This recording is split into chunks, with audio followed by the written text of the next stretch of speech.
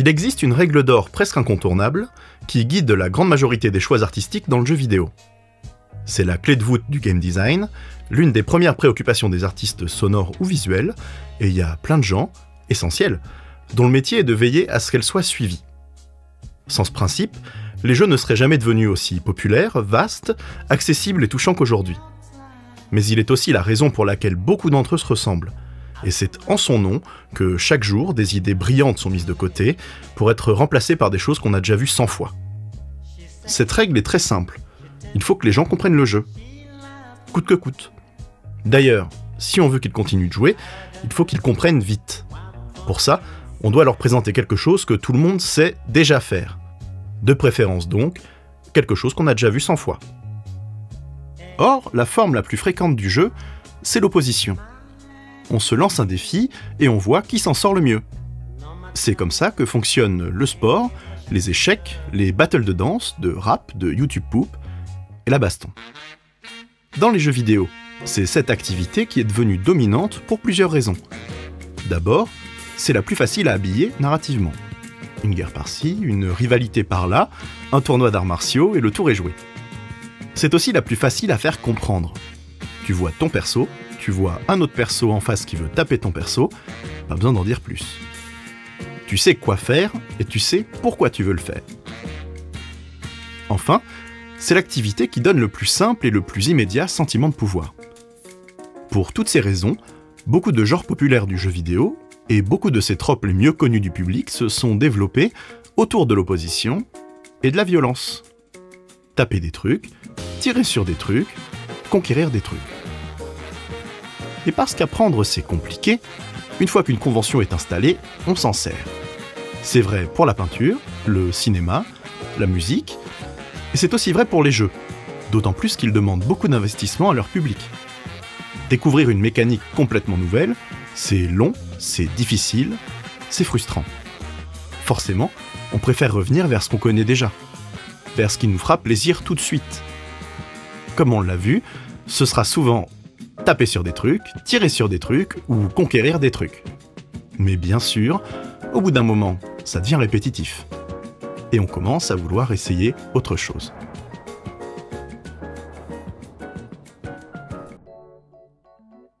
L'histoire du JV a beau commencer avec des jeux de versus trépidants et des trucs qui ont war dans le nom, il y a toujours eu des jeux non violents.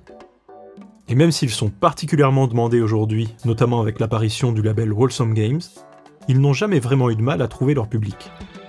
D'ailleurs, contrairement à ce que croyaient les marketeurs des années 90, ce n'est pas forcément un public à part.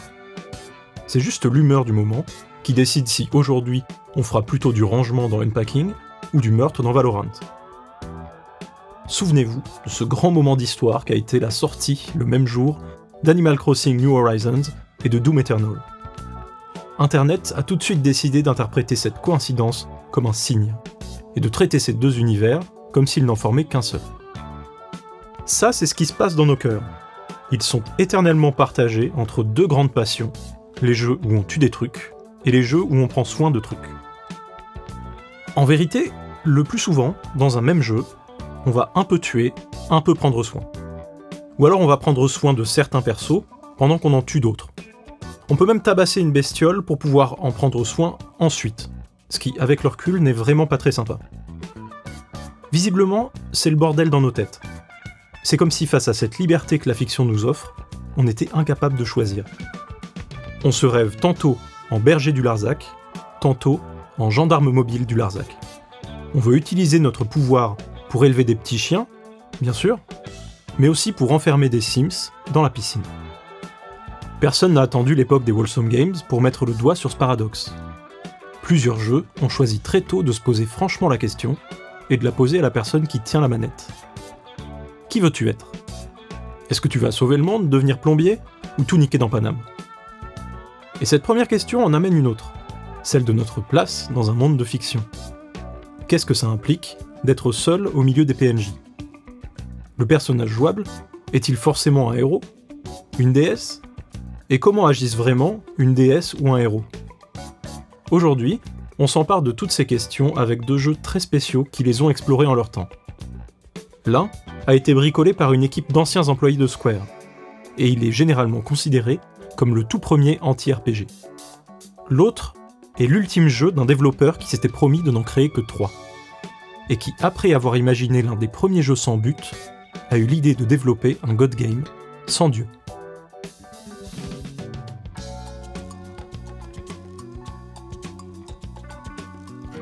Doshin the Giant a beau être un jeu franchement original, son principe est très simple. Chaque jour, un géant jaune sort de la mer et vient à la rencontre des humains. Il peut les aider à développer leur village en déplaçant des arbres ou en relevant... Non, en aplatissant... En fait, en rendant service. Et alors les humains l'aimeront bien. Mais il peut aussi tout déglinguer avec des boules de feu et tuer les humains, et alors il deviendra ce qu'on appelle une figure controversée. S'il récolte beaucoup d'amour, le géant grandit. S'il récolte beaucoup de haine, il grandit aussi. Il n'y a pas de mauvaise publicité pour le géant, du moment qu'il fait du clic. Grosso modo, Doshin fait à peu près ce qu'il veut, mais de temps en temps, il y a quand même une petite catastrophe naturelle ou une pochette surprise pour lui rappeler qu'il n'est qu'un simple géant dans un monde rempli de mystères. Même si Doshin assume à fond son côté sandbox, il a quand même une fin, et on va la spoiler tout de suite parce que le jeu a quand même 23 ans, faut pas déconner, et puis on sait très bien que vous aviez pas prévu de le finir. Sur l'île où Doshin débarque, il y a 4 villages qu'on reconnaît à leur couleur, à leur architecture et à leur ambiance musicale.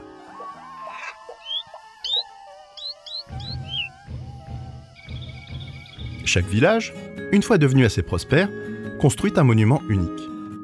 Mais si Doshin envoie des villageois en échange Erasmus d'un bled à l'autre, une nouvelle culture se développe et crée son propre monument.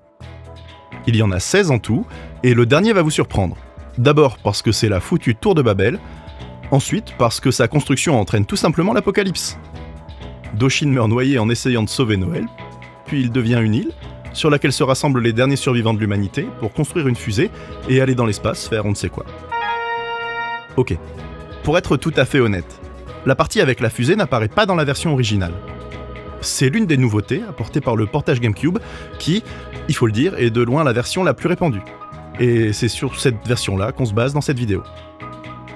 Mais Doshin, c'était au départ le produit phare du 64 Disk Drive, une extension de la Nintendo 64 permettant de jouer à des chefs-d'œuvre tels que Doshin, et l'expansion de Doshin et Mario Artist, ainsi que les 3 extensions de Mario Artist. Enfin, ça a bidé de ouf. C'est pourquoi on a envoyé Doshin sur la GameCube, avec en prime une sortie en Europe. Mais pas en Amérique, non. Là-bas, les gens ont eu droit à Cubivore à la place, parce qu'apparemment on pouvait avoir que l'un ou l'autre. Enfin bref, l'idée importante, c'est que Doshin est un géant, jaune, qui aide les humains jusqu'à ce que ça parte en live.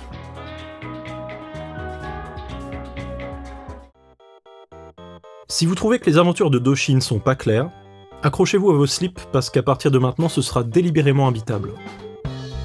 Moon Remix RPG Adventure commence comme un RPG classique de la fin des années 80, avec l'inévitable infodump de début de jeu qui explique le lore et qui... Attends chef, j'avais pas mes lunettes là. Et gros souci d'accessibilité sur les jeux de l'époque quand même. Ok, Moon commence comme une parodie de RPG classique de la fin des années 80. On essaye d'XP en tapant le chien de poubelle du village, on fait les tiroirs des péons pour leur tirer leur slip légendaire, et on va déboîter le méchant dragon qui fait régner le chaos, quand soudain, on se fait engueuler par notre daronne qui nous surprend en train de jouer à la PS1 à 22h30 un mardi soir. Alors, on est forcé d'aller au lit avec toutes ces images en tête, quand quelque chose nous arrive. Peut-être l'enfant fait-il un rêve étrange, peut-être est-il réellement absorbé par sa téloche, mais le délire ressemble quand même vachement à Yumeniki. Quoi qu'il en soit, c'est à cet instant que le monde de Moon prend vie. Moon se déroule dans l'esprit d'un enfant qui a trop joué à Dragon Quest. Dans son univers, toutes les images qui structurent les mondes de RPG se transforment librement et se mélangent. Les personnages qui n'étaient que des outils narratifs deviennent des êtres autonomes, étranges et imparfaits, qui se contentent de vivre. Fini les dialogues utilitaires qui tournent tous autour du héros et de sa quête. Le héros, on s'en méfie, parce qu'il a déglingué toute la faune locale pour devenir plus costaud, et notre quête à nous sera justement de retrouver les esprits de ces pauvres créatures, et de les apaiser pour qu'elles puissent partir sur la Lune. Une fois sur la Lune, on rencontre la reine qui apparaissait dans nos rêves et nous disait combien d'amour on avait rassemblé. On comprend qu'elle ne fait qu'un avec le dragon pourchassé par le héros, et on comprend qu'elle ne fait qu'un avec la daronne qui nous demandait de lâcher les jeux vidéo. Tout ne fait qu'un, parce que tout est dans notre tête. Dans Moon, donc, on explore le pays des rêves. On rencontre ses personnages, on vient en aide à ses créatures, et on répare les dégâts causés par le héros de RPG. Comme dans Doshin, ça finit dans l'espace et tout le monde crève. Mais on vous donnera les détails plus tard. Pour le moment, revenons à notre question de départ.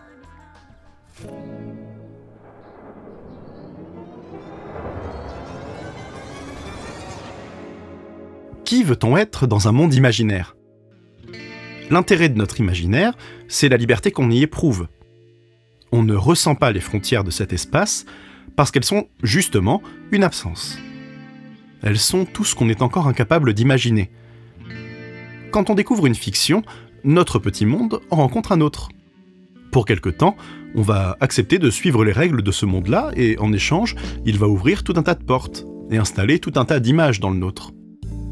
Quand on joue à un jeu vidéo, cet échange est très visible, très concret. On est à la fois enfermé dans les limites d'un univers et libre de s'y promener comme on le sent. Notre personnage nous obéit et on n'a plus qu'à espérer que les règles de ce jeu lui offrent le plus de liberté possible.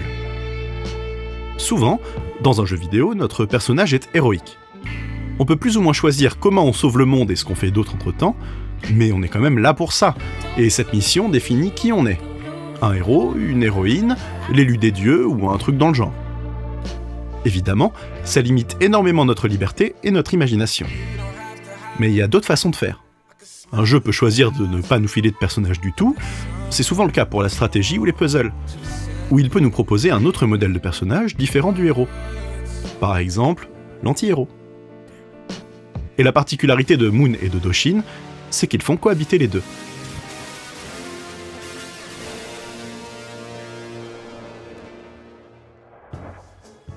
Dans Moon, on incarne brièvement l'un avant de devenir l'autre. Mais c'est même pas si simple que ça. Le personnage violent qu'on découvre en premier garde jusqu'à la fin le statut de héros. Quand on l'incarne, on veut aller taper le dragon, et quand on l'incarne plus, il veut toujours aller taper le dragon. Rien n'a changé pour lui. C'est juste notre point de vue qui s'est déplacé, et on s'est rendu compte que taper le dragon n'était peut-être pas la solution à tous les problèmes. Notre nouveau personnage, lui, n'a rien d'héroïque ou de remarquable. Il a même pas de tête, mais il suit le même chemin que le héros, et partout où le héros a agi, il doit réaliser l'action inverse. L'un détruit, l'autre répare. Ces deux personnages se partagent les caractères habituels du héros. La force et la détermination d'un côté, la bonté de l'autre. Moon valorise évidemment le second modèle. Le jeu nous montre le premier comme une figure monstrueuse, grotesque, terrifiante, et nous propose très simplement d'arrêter de croire au sens du mot « héros ». On n'en est pas tout à fait un, et on n'est pas tout à fait un anti-héros non plus. On est juste un zonard qui rend service, et ça nous rend déjà beaucoup plus libres. Doshin, de son côté, qui est-il ? Est-ce qu'il est le maître ou le serviteur des humains ? D'un côté, il a un contrôle énorme sur leur vie, de l'autre, on dirait qu'il n'existe que pour les aider. Dans la plupart des jeux, ça suffirait à ce que la question elle soit répondue. Si Doshin a planté des arbres dans le village, c'est donc le héros. Mais pas de ça chez nous. Ici, le jeu veut nous libérer du rôle de héros, en nous permettant à tout moment de changer la manière dont on agit sur le monde. Le matin, je suis le géant sympa qui construit des trucs et emmène les villageois en promenade, mais surprise, pour le goûter, je deviens le géant vilain qui piétine tout le centre-ville et lance des boules de feu. La confusion est totale. Personne sait vraiment qui on est. Le jeu a tellement pas de boussole morale qu'on peut même utiliser la puissance destructrice du vilain géant pour terraformer plus vite et aider le géant sympa à construire des villages ensuite.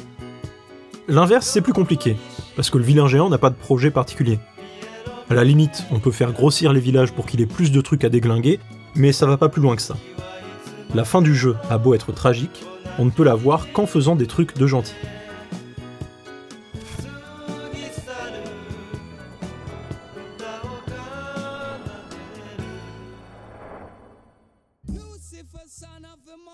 C'est ce qui nous empêche d'être vraiment libres dans les jeux vidéo. Quoi qu'on veuille faire dans ce monde, il faut que quelqu'un l'ait anticipé et nous ait préparé le terrain. Et certes, on peut emprunter tout un tas de chemins différents, voire même essayer de passer à travers les murs pour tracer notre propre route, mais jamais le jeu ne pourra répondre de façon cohérente et complète à tout ce qu'on imagine. Du coup, on s'amuse à chercher le mur invisible, à faire aux PNJ des trucs qu'ils savent pas vraiment faire, à trouver la faille dans le système qui va le mettre en PLS. On check les limites, ça fait partie de l'expérience. On sait que les développeurs pourront jamais mettre toutes nos envies dans le jeu, et qu'ils sont donc obligés de faire certains choix à notre place. C'est la différence entre la liberté de droit, on t'empêche pas de faire ce que tu veux, et la liberté de fait, on t'accorde le pouvoir de faire ce que tu veux. Par exemple, dans pas mal de jeux expérimentaux, les règles sont très ouvertes, mais le monde reste assez simple, et donc plutôt limité. A l'inverse, plus le jeu nous donne les moyens d'aller au bout d'actions complexes, moins il peut nous laisser libres de les choisir. Sinon le budget explose. C'est pour ça que Kazutoshi Iida, le créateur de Doshin, est un gros fan de GTA, la licence qui a mis le plus de moyens dans la poursuite de cette liberté. Vous ne rêvez pas, l'un des pionniers du jeu contemplatif considère GTA V comme un idéal d'interactivité.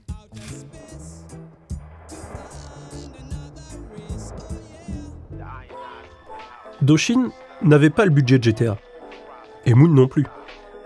Mais ce qu'ont pu faire ces deux jeux pour nous libérer quand même, c'est s'attaquer à la forme qu'on donne habituellement aux limites du jeu. Cette forme, c'est le personnage jouable. Quand on joue à un jeu vidéo, on dit souvent qu'on contrôle ce personnage, alors qu'en pratique, c'est lui qui influence nos actions.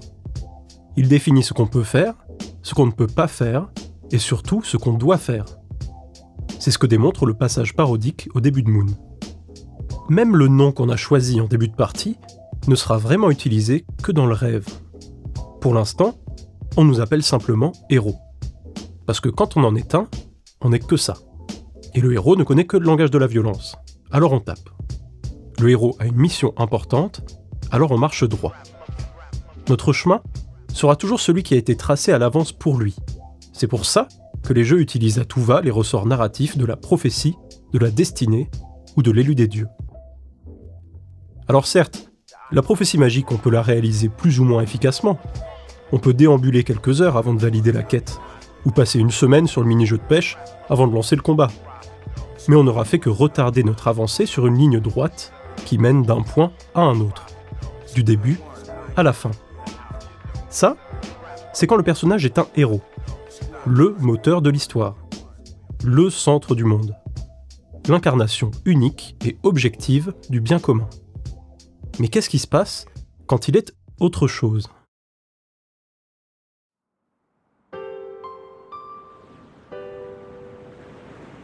Zeph, Rameau, welcome to the Void.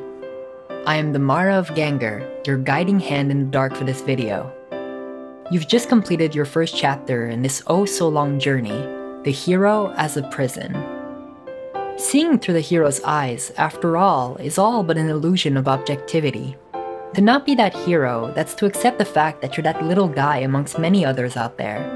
And when you do look at that little dude on the screen, all cute, going about his daily life, maybe you can spot in your heart of hearts that there might be more to it.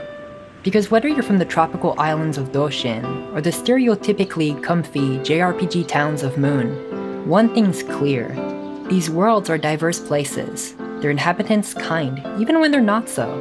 And that it's you, our beloved protagonist, who has to deal with their silly antics and wacky yet adorable day-to-day life. Even though you're just as much of a resident as they are, there's still a bond that manages to unite you even deeper.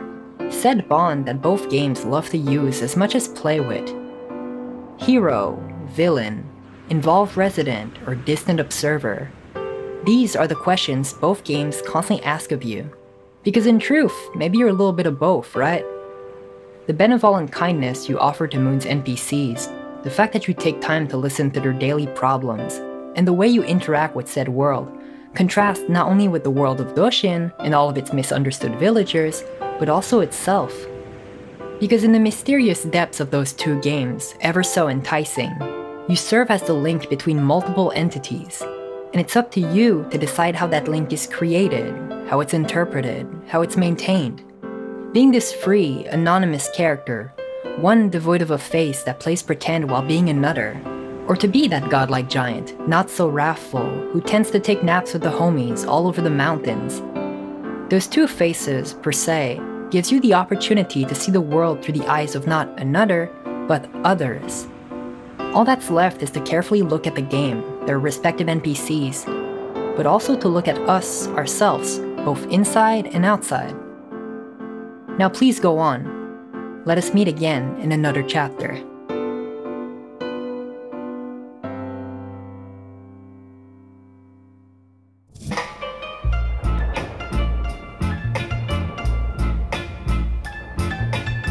Dans Doshin comme dans Moon, ce qui nous permet de faire un peu n'importe quoi, c'est qu'on sait pas qui on est. Et par bonheur, on n'a pas du tout besoin de le savoir.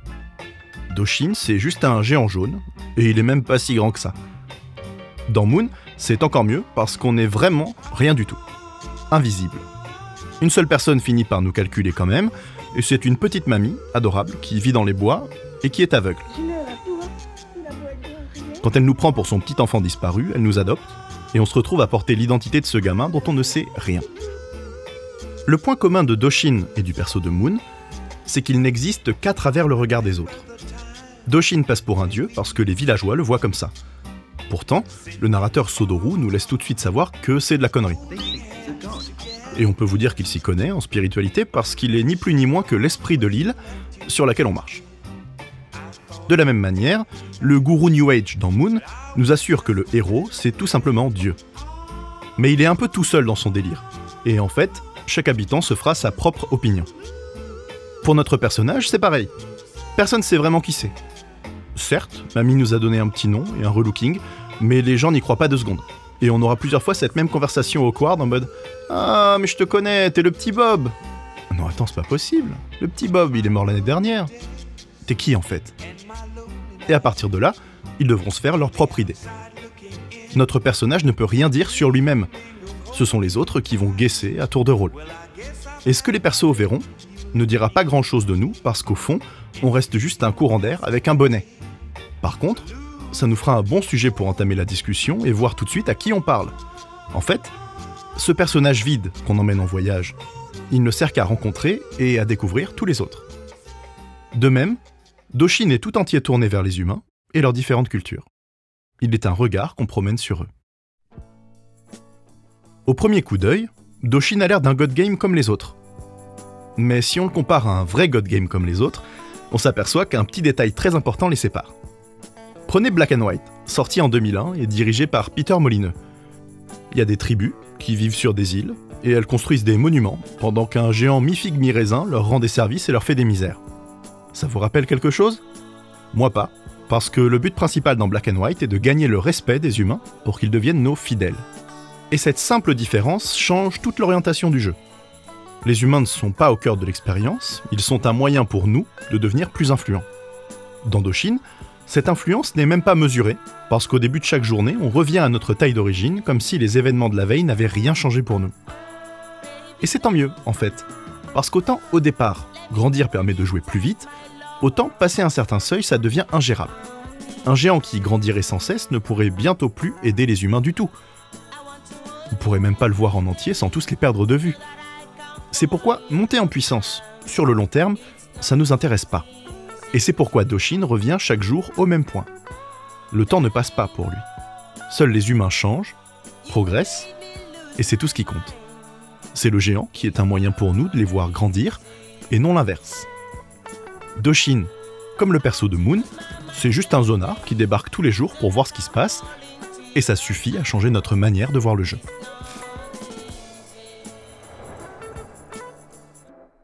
Venir d'ailleurs, c'est avoir tout à apprendre sur le monde qu'on découvre.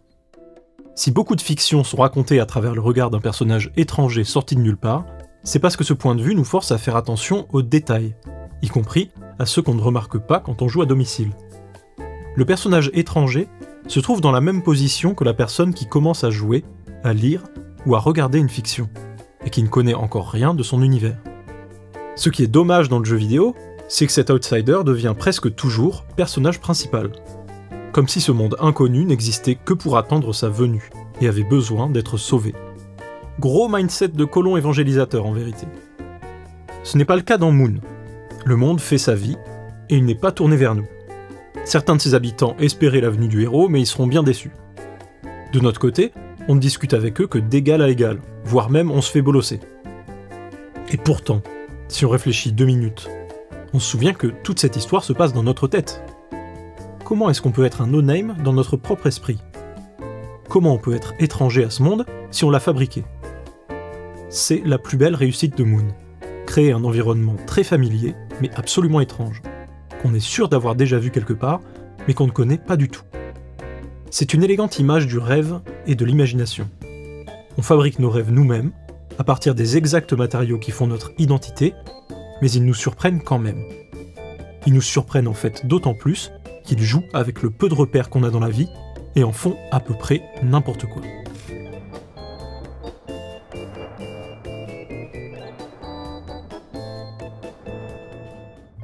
Nous mettre face à quelque chose qu'on ne comprend pas, c'est un projet qui a toujours intéressé Kazutoshi Iida, le créateur de Doshin.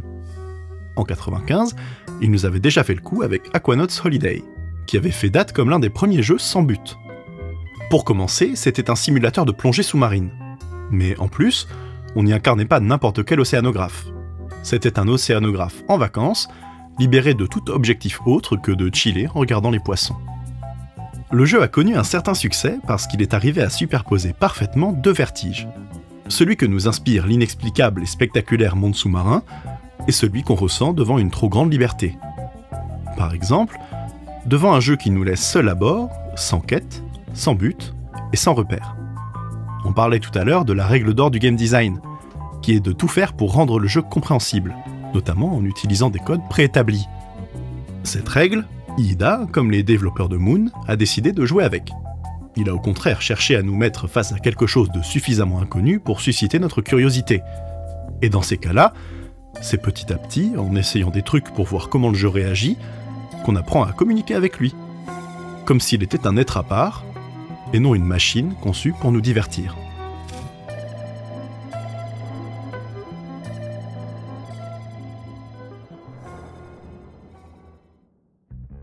De façon amusante, dans Doshin comme dans Moon, ce qui nous semble incompréhensible et bizarroïde, c'est souvent les humains. Les humains, quand on y réfléchit, c'est quand même de drôles de choses. Et c'est en partant de cette idée que Love the Leak, le studio qui a développé Moon, créera 2 ans plus tard UFO, A Day in the Life, un jeu dans lequel on suit une bande d'aliens venus retrouver leurs camarades perdus sur la Terre. Comme le héros de Moon, les aliens cachés sont invisibles. Et pour les retrouver, il faut observer en détail les routines des humains, jour après jour, et remarquer tout ce qui cloche. Quand il se passe une dinguerie, en général, c'est qu'un alien est dans le coup. Alors on peut le rapatrier, comme les créatures de Moon, et continuer notre enquête. Ce jeu est à chialer de rire. Mais il est aussi très, très intéressant. Il nous a beaucoup rappelé La vie mode d'emploi, un roman de Georges Perec disséquant dans ses moindres détails la vie d'un immeuble parisien et de ses occupants. Ce regard documentaire donne d'abord l'impression d'observer des insectes étranges et complexes. Puis à mesure qu'on s'habitue à ces créatures, on commence à apercevoir ce qu'il y a de plus humain et de plus touchant dans leur vie. Au fil des jours, et à mesure qu'on s'habitue aux personnages, qu'on commence à les connaître, on quitte peu à peu la posture très froide de l'observateur pour entrer en empathie avec ces êtres qui ne semblent d'un coup plus du tout étranges. Toujours bizarre peut-être, mais cette bizarrerie n'est rien d'autre que le désordre chaotique et superbe de la vie. Moon met face à face ces deux manières d'envisager le même monde. D'un côté, il y a un agencement d'éléments sans âme, des datas contenus sur un disque de jeu, des monstres à détruire pour nettoyer l'univers. Et voilà tout. De l'autre, il y a une série de regards tous différents, qui révèlent toutes les facettes de ce monde de fiction. D'une certaine manière, il se passe la même chose dans Doshin. Sous le regard de Jashin, le géant de haine, il n'y a que des peuplades toutes semblables, qui meurent toujours de la même manière. Sous celui du géant d'amour, il y a une large variété de cultures dont le potentiel attend d'être révélé. Notre point de vue sur l'univers, et donc le personnage à travers lequel on le découvre, détermine ce qu'on y trouvera et ce qu'on pourra en faire.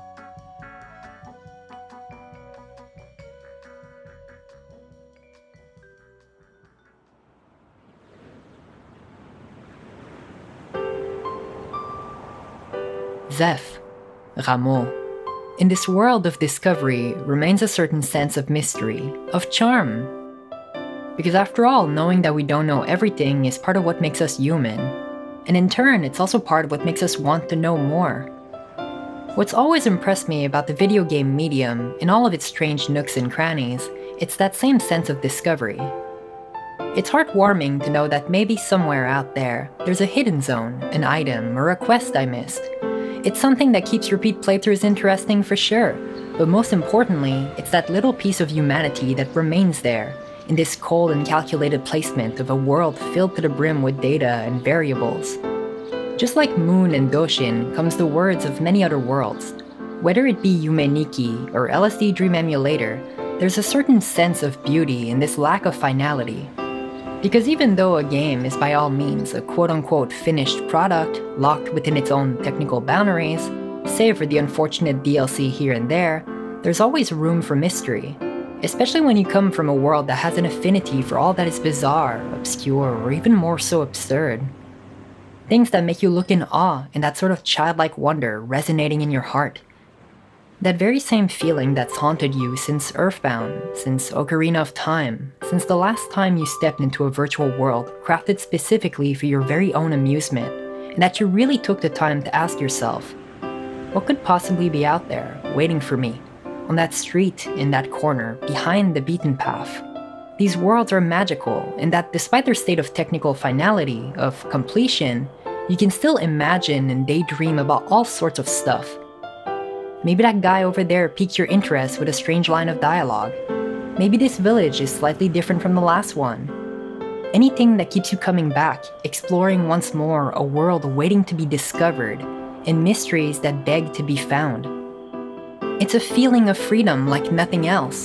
That feeling, that freedom, both in Doshin and Moon, is a funny, nebulous thing. Because since their very inception, the conventions of the medium have turned in favor of tangible numbers with exact values. You don't have to ask yourself all sorts of confusing questions if you know that a monster is that much experience, and that with set XP, you get stronger to go finish off bigger monsters and so on and so forth. If the NPC's love for one or the people's admiration in the other sound nebulous on the surface, it's not done by sheer accident. Those two systems and their very resources may as well be transcribed purely as a subversion of the experience system itself. A numerical value is given to them. You collect enough of it to fill your pockets to the brim, and all of that results in both physical and psychological growth. In truth, it's also a lot nicer to receive love from your homies than to go out and slap on some filthy slime in a field 4 kilometers away from home. It's with that same childish thought in mind that I remember, as a kid, associating the very notion of experience in your standard RPG to my character's actual, factual level of knowledge. As if all those points you collected by slaughtering monsters were taking form as tangible life experiences, knowledge itself. And with that knowledge came a certain question. Why couldn't I just go talk to these monsters instead? Because I don't know about you, but I'd rather go strike a conversation with the shady dog from Moon's intro than to hit on it police brutality style. And it's only with games like Doshin and Moon, as well as many others, oftentimes inspired by those two, that I had the chance to actually go talk to those little critters. And made me understand that progression in video games, in all of its nature, wasn't so simple after all.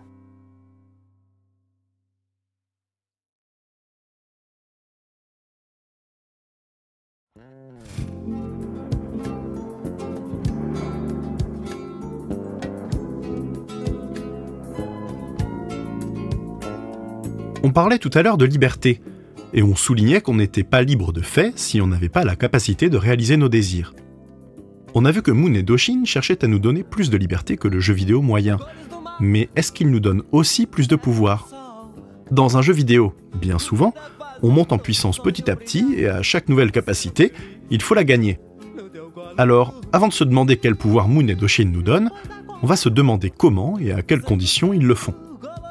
Dans ces deux jeux, ce qui mesure notre progression, c'est l'impact qu'on a eu sur les autres et le love qu'ils nous ont donné en retour. Quand Yoshiro Kimura, qui a écrit Moon, développera quelques années plus tard Tulip, qui en est une sorte de suite spirituelle, il reprendra d'ailleurs cette même unité de mesure. Moon propose 30 niveaux de love, très semblables à des niveaux de RPG, qui permettent de réaliser plus d'actions avant que notre personnage ne s'endorme, ou ne se réveille, enfin avant que ça s'arrête. Ces niveaux nous donnent donc, très concrètement, plus de liberté. On va plus loin, on joue plus longtemps, on fait plus de trucs. La puissance qu'il nous donne n'est pas une puissance de baston à la DBZ, mais une puissance d'action. Dans Doshin, on gagne les deux à la fois, au fur et à mesure que le géant grandit. On marche plus vite, on terraforme mieux, mais on commence aussi à balancer des boules de feu et à écraser des trucs. Une seule salle, mais deux ambiances quand même. Et ça se reflète aussi dans la manière dont on grandit. Le love, bien sûr, c'est cool, mais la rage aussi, on va pas se mentir, ça fait le taf. Il faut juste finir un cycle complet de l'un ou de l'autre, mais on peut prendre un level de love, puis un level de rage, ça ne changera pas grand chose. Les villageois nous cracheront dessus et se mettront à construire des canons si on les massacre trop souvent, mais ils viendront quand même voter pour nous aux législatives pour peu qu'on installe des espaces verts. Tous les styles de jeu sont récompensés dans Doshin. Tu peux retourner ta veste toutes les 15 minutes et quand même faire carrière. On pourrait penser que c'est absurde ou un peu marginal comme choix de design, mais c'est hyper courant en fait. Certes, on peut faire une run pacifique de New Vegas, tout comme on peut se contenter de faire sauter les gens sans jamais leur adresser la parole, mais la plupart du temps, on fait un peu les deux, selon l'humeur.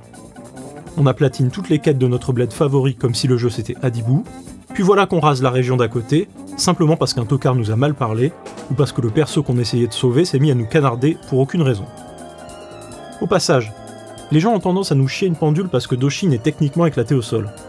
Mais si vous avez pardonné Fallout, Skyrim ou Cyberpunk, rappelez-vous quand même que ce jeu proposait du terraforming en temps réel avec 8 mégabits de RAM, et moins de développeurs qu'il n'y a de Player Investment Designers au générique de God of War Ragnarok.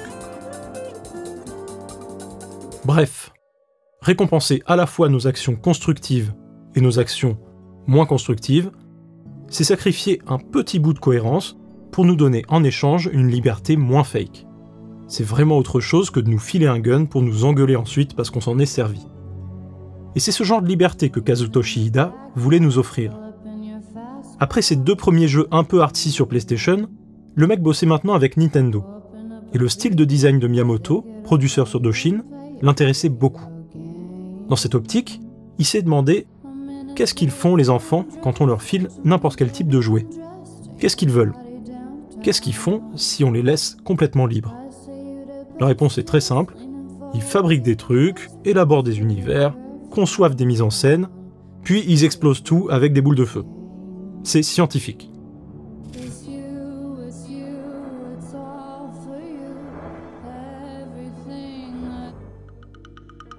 Ces activités sont certes bien différentes, mais elles sont les deux faces d'une même expérience, celle du pouvoir. Quand on crée, nos désirs prennent forme autour de nous. On sculpte le monde réel à l'image de notre monde imaginaire. Alors, on a vite fait de se sentir comme une sorte de divinité toute puissante. Détruire, quand on n'a pas de préoccupation morale, c'est la même chose, en plus facile. Il y a un truc dans le monde, on imagine le monde sans ce truc, bim, une boule de feu et le monde nous a déjà obéi. Plus de trucs. Le pouvoir, c'est ce qui permet de changer la face du monde, quel que soit le résultat. Et jouer, c'est bien souvent tester notre pouvoir. Découvrir ou s'assurer qu'on peut agir sur le monde et qu'il nous obéit. L'interactivité, c'est tout pareil. C'est la possibilité d'agir sur un système. Il y a cet environnement fictif qui existe, si je fais quelque chose, il va réagir. Et avancer dans un jeu, c'est bien souvent transformer son environnement en usant du pouvoir qui nous a été donné. Toutes les questions de game design sont des questions de pouvoir. Et pour rendre un jeu plus agréable, la solution la plus simple, c'est souvent de faire en sorte que la personne qui joue se sente puissante. Pourquoi est-ce qu'on s'est mis à coller systématiquement un personnage plus faible à côté d'une autre en nous demandant de le protéger? Pour nous mettre en difficulté sans diminuer notre puissance. Au contraire, on la met en valeur par comparaison, avec bien souvent une petite couche de sexisme au passage. Pourquoi est-ce qu'on ajoute de plus en plus de juice et de feedback sonore, visuel, haptique dans tous les sens? En partie pour nous guider, certes, mais aussi et surtout parce que c'est satisfaisant de voir le monde se mettre dans tous ses états chaque fois qu'on effleure un bouton. C'est inoffensif, c'est innocent, c'est tartiné partout dans les wholesome games, mais le but, c'est quand même de se sentir puissant. Beaucoup de jeux portant ce label, d'ailleurs, même s'ils nous font pas taper sur des trucs ou tirer sur des trucs, ne nous parlent que de pouvoir et surtout de contrôle. Ce que les New Horizons et les Stardew Valley nous proposent, c'est d'optimiser le monde, de le domestiquer, de le modeler à notre guise. Ils se présentent comme des moments de paisible contemplation, mais sont en fait obsédés par le travail. Un monde satisfaisant, c'est une économie qui tourne bien. C'est un jardin désherbé. C'est un village dont les habitants sont tous stylés et mignons, dont on a chassé le canard moche à coups de filet à papillon. Le but des Wholesome Games, c'est de nous faire nous sentir bien. Malheureusement, on a été éduqués à ne nous sentir bien que quand le travail est bien fait, le monde propre, l'économie prospère et les habitants bien sages. On nous a biberonnés à l'accumulation, mais plus encore que l'accumulation, ce qui nous fait vraiment plaisir, c'est de nous convaincre qu'on a eu raison d'accumuler. Que ce qu'on fait est bien, qu'on est du bon côté.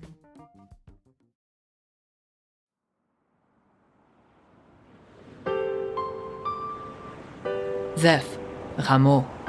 These games, in all of their humble beginnings, had a certain feeling of liberty, of being able to go anywhere at any time. And despite the advancements that came with the newer and new generations, as well as the many venues it created for all sorts of players out there, we're starting to feel more and more constrained by the box that is those game design complexities. It's no longer about simply playing the game, experiencing it, but about optimizing your playthrough. Cut the corners here, spend as little time as possible looking at the sunset, because of course, you've got places to be, a world to save, a princess in danger, and your mom doesn't want you spending too much time on those video games, you know?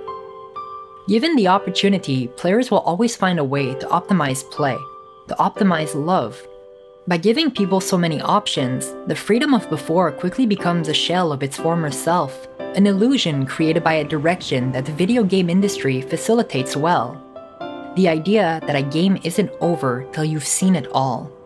Whether that's for the Platinum Trophy, or the 60 hours playtime or money back guaranteed, it's stuff that's always been present, but rears its ugly head even more so nowadays.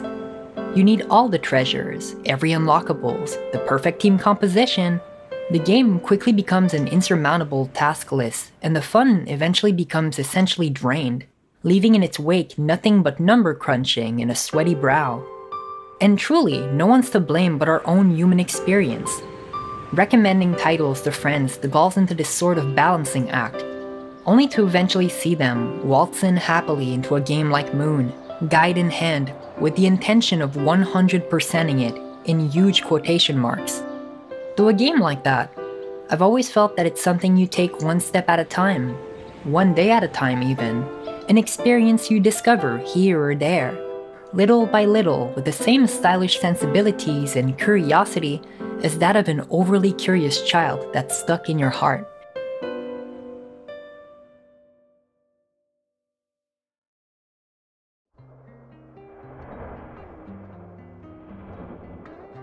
Est-ce que le jeu vidéo est condamné à faire de nous des gobelins capricieux, égoïstes et assoiffés de pouvoir ? Est-ce que les mondes imaginaires imitent forcément la violence et l'absurdité d'une autre ? Est-ce que même l'amour ne peut être dans les jeux qu'une ressource qu'on accumule, comme si on était endetté sur 25 ans ? Oui et non. Il y a beaucoup de choses dans les jeux vidéo qu'on ne peut pas gagner et qu'on n'a jamais besoin de conserver ailleurs que dans notre mémoire. Dans Doshin, on peut faire des glissades sur les montagnes et les transformer en toboggans. On peut s'asseoir sur le rivage et regarder nos petits camarades les humains. Quand on prend le temps de voir comme ils s'affairent dans leur village, Sodoru nous fait remarquer qu'il y en a toujours quelques-uns qui foutent rien du tout, et que ceux-là, les chômeurs à plein temps, sont tout aussi importants que les autres. On en a déjà parlé, mais il n'y a pas de score dans Doshin. Tout juste quelques statistiques un peu absurdes nous disant combien de temps on a passé à faire des glissades dans la journée. Ensuite, les villageois nous font des commentaires incompréhensibles et désobligeants, sans rapport direct avec ce qu'on a fait. La seule chose qu'on conserve à la fin d'une journée, c'est les petites photos que Sodoru nous invite à prendre comme si on était en vacances. Pas de score, pas d'XP. On n'est pas un dieu qui doit étendre son influence. On est un être chaque jour différent, qui apparaît, vit, évolue, puis revient à sa position de départ. C'est aussi ce qui sépare un sandbox d'un god game. Un bac à sable, c'est fait pour être toujours renouvelé. Rien de ce qu'on y construit n'a vocation à durer. On ne peut pas upgrader le bac à sable, ou gagner au bac à sable. Construire, détruire, ce ne sont pas des actions opposées, mais bien les deux étapes d'un cycle qui permettent aux expériences de continuer sans qu'on ait besoin d'accumuler, d'accélérer d'agrandir. S'il fallait construire un nouveau bac à sable chaque fois qu'il est rempli de pâté, on s'en sortirait pas. Il faut détruire. C'est une intuition très forte que Kazutoshi Iida a eue là. Et elle est à nos yeux une étape cruciale dans le développement de véritables sandbox. Sans économie, sans compétition, sans accumulation de pouvoir. Elle fait cohabiter les deux composantes premières du jeu créatif, construire et détruire.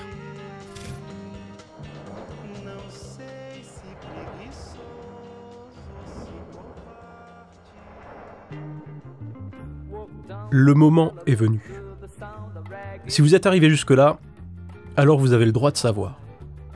Vous vous souvenez quand Kazutoshi Iida a dit qu'il avait pris sa retraite après Doshin? Parce qu'il s'était promis de faire que 3 jeux? C'était du pipeau. Alors qu'il raconte ça en 2017, ça fait tout juste 2 ans qu'il a sorti la version web de Mountain Crusher. 4 ans qu'il a bossé sur Easy Diver, un autre jeu sous-marin. 6 ans qu'il a supervisé chez Grasshopper le développement d'un jeu de rythme Evangelion pour la PSP. 8 ans qu'il a sorti Discipline, un jeu Wii dont je refuse absolument de parler, mais qui, comme Doshin et comme Moon, demande de prendre soin des autres. Kazutoshi Iida s'est tout simplement payé nos têtes. Il a menti. Vous savez quoi? Cette histoire, c'est exactement l'inverse de ce docu sur Tommy Tallarico, où on apprend qu'il avait accompli aucun des exploits dont il s'était vanté en 30 ans de carrière. Juste l'inverse. Chaque fois qu'on soulève un caillou, on découvre un nouveau truc que Kazutoshi Iida a fait et dont on n'avait pas idée. Pendant des années, il a joué dans un groupe de rock qui accompagnait des events de Goichi Suda et a participé à la BO de No More Heroes 2, un jeu sur lequel Yoshiro Kimura est d'ailleurs également crédité comme producteur. Avec Ryuichi Sakamoto, il fait partie des gens qui ont raconté leurs rêves dans Lovely Sweet Dream, le journal qui accompagne LSD Dream Emulator. Son nom est dans les crédits d'LSD, mais aussi dans ceux de Yakuza 2, parce qu'il a voicé le directeur du club, mais aussi dans ceux de Tekken 2 Strike Arranges, une soundtrack alternative sur laquelle il a bossé avec le légendaire Kenji Eno, son meilleur pote. Roman, installation, musique, tout y passe. Sa carrière, c'est dinguerie sur dinguerie, mais quand on lui demande ce qu'il fait dans la vie, il joue au petit retraité qui mate tristement des films européens en noir et blanc dans une école abandonnée. Est-ce que vous avez déjà rencontré Kazutoshi Iida? Moi non plus. Par contre, j'ai plein de choses à dire sur la manière dont je ne l'ai pas rencontré. L'histoire commence en 2020, quand je comprends qu'il reste plus une thune dans les universités françaises pour filer des contrats un peu réglo. Alors, j'abandonne lâchement l'idée de faire une thèse en lettres, et j'entre à l'Engmin à la place pour suivre une formation de game designer. Là-bas, je rencontre Gwen, qui s'occupera bien plus tard du son sur cette vidéo, et No Noise, qui fabriquera bien plus tard les scènes de rêve pour cette vidéo. Avec 5 camarades, dont Gwen, je bosse sur un jeu de première année qui s'appelle Russell. Russell terminé, on se met à nos mémoires, puis à nos projets de 2e année, puis on commence à bosser dans l'industrie, quand soudain, dans un petit festoche de VR du fin fond de la Mayenne, en Pays de la Loire, où le programmeur de l'équipe était allé tout seul, Russell, qu'on avait presque oublié, reçoit un prix. Un prix décerné par la délégation d'un festival japonais. Sans prévenir, on se retrouve invité à Tokyo pour assister à l'event en question, puis à Kyoto pour présenter notre jeu à une classe de l'université Ritsumeikan. Là-bas, on rencontre des tas de jeunes gens qui bossent sur des projets expérimentaux complètement drôles, tout le monde joue au jeu de tout le monde, et on passe une après-midi formidable. Puis on dit au revoir. Puis on passe la porte, quand l'un d'eux sort de la classe pour nous rattraper, se précipite vers moi, et me demande avec un sérieux indéfectible « Tu connais Aqua Notes Holiday ?»« De quoi ?»« Aqua Notes Holiday !» Comment a-t-il su? Est-ce que ça se voit sur ma gueule? Que je suis l'un des derniers gros nerds en France qui se souviennent de ce jeu? Et quand je lui parle de Doshin, cet étudiant, fier comme un pape, ma scène secoue terrible. C'est mon prof! T'as qu'à revenir lundi et je te le présente. On est vendredi. Il est 17h. Iida est en week-end et lundi j'aurais déjà quitté la ville. J'aurais pris le train pour Nara, puis pour Kanazawa, puis pour Tokyo. Je serais occupé à claquer mes derniers yens au Don Quichotte avant de prendre l'avion pour aller donner à mes petits frères les bons becs effroyables que j'aurais achetés au Don Quichotte. Je serai plus là lundi, mon pote. Tu pourras pas me présenter Kazutoshi Iida parce que je serai au rayon bon bec du Don Quichotte à Asakusa. Bref, ce jour-là, j'ai échoué à attraper Kazutoshi Ida. Et j'ai appris qu'au lieu de fuir comme moi l'université pour faire du jeu vidéo, il avait fui le jeu vidéo pour faire de l'université. Ida est jamais là où on l'attend. Surtout pas un vendredi à 17h. Il est insaisissable. En 96, il traite Nintendo de fasciste, et en 99, il sort Doshin sur la N64. Pas étonnant qu'il se soit aussi bien entendu avec Kenji Eno. Quand on lui demande quel artiste a eu le plus d'influence sur lui, ce mec répond « Marcel Duchamp ». Et vous savez ce qu'il ajoute ? Duchamp a fait comprendre au monde de l'art que ce qui était intéressant, c'était le public plutôt que les œuvres. Que ce qui se passait dans l'art, c'était pas la présentation d'un objet fini au public, mais la découverte, à l'aide de cet objet, mais par le public, d'un phénomène artistique. C'est, tout simplement, l'idée derrière Doshin. Et derrière Moon. Et c'est une idée incroyablement pertinente pour parler de jeux vidéo. C'est ce genre de recherche que voulait poursuivre Ida. Dans Aquanaut Holiday, il a voulu réaliser pour le JV la libération que le modernisme avait offerte aux arts plus anciens. Avec Tale of the Sun, il a voulu créer un monde ouvert avant l'heure et réduire le jeu vidéo à ses composants les plus essentiels.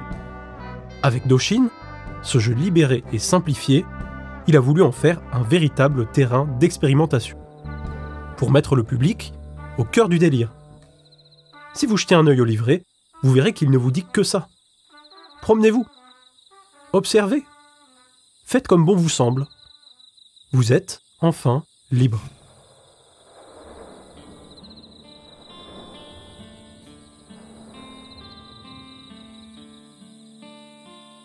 Se débarrasser de tout ce qui n'était pas essentiel aux jeux vidéo, de tout ce qui pouvait entraver la liberté créative des développeurs et l'imagination des joueurs, c'était aussi, à la même époque, le projet de Love the Leak. Et ça passait aussi par une mise en avant du regard du public. Dans Moon, le cœur du jeu, c'est l'observation. On est attentif au quotidien des personnages, on découvre ce qu'ils ont à nous dire à chaque moment de la journée, leurs problèmes, leurs secrets, et ce qui rend chacun d'eux unique. Kimura lui-même a sérieusement recommandé aux fans de vivre ce jeu comme une promenade, précisant qu'on ne pourrait voir ses vraies qualités qu'en prenant notre temps. Quelle que soit la manière dont un environnement est conçu, si on le considère comme une quantité à épuiser, on arrivera un jour au bout. On aura tout collectionné, comme un enfant qui aligne ses jouets, et pour être honnête, on n'en gardera pas grand-chose. Un jeu terminé, c'est un jeu qui meurt. Mais la fin de Moon, au contraire, laisse le jeu en suspens. L'action est arrêtée en cours de route, quand pour la deuxième fois, notre daronne nous enguirlande et nous ordonne d'arrêter de jouer. On se retrouve alors face à un choix. Continuer ou quitter le jeu. Si on a fait un peu attention à son message, qui nous demandait avec insistance d'ouvrir la porte vers la lumière pour libérer les personnages de leur sort, on commence à comprendre. On devine que le seul moyen de les sauver, c'est de les abandonner pour retourner dans notre monde. À cet instant, il n'y a pas de doute possible. Le jeu nous dit « Cassez-vous ! Allez jouer dehors et répandre l'amour, à travers le monde !» Si on est incapable de faire ce choix, on se prend dans la gueule un message annonçant que l'histoire est terminée. Game over. Et puis c'est tout. La seule puissance qu'on accumulait dans Moon, c'était du temps de jeu. Notre niveau d'amour ne faisait que repousser la distance jusqu'à laquelle notre imaginaire pouvait nous mener. Et il y a bien un moment où il devait nous mener hors de ce rêve.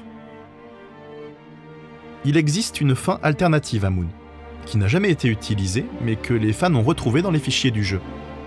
Cette fin tournait autour d'une révélation très étrange qui apparaît encore à travers plusieurs indices dans le jeu final. Comme on le disait tout à l'heure, le héros de Fake Moon, le RPG fictif qui sert d'intro au jeu, est prisonnier de son rôle. Il se trouve que dans l'histoire de Moon, l'attitude de ce héros est expliquée.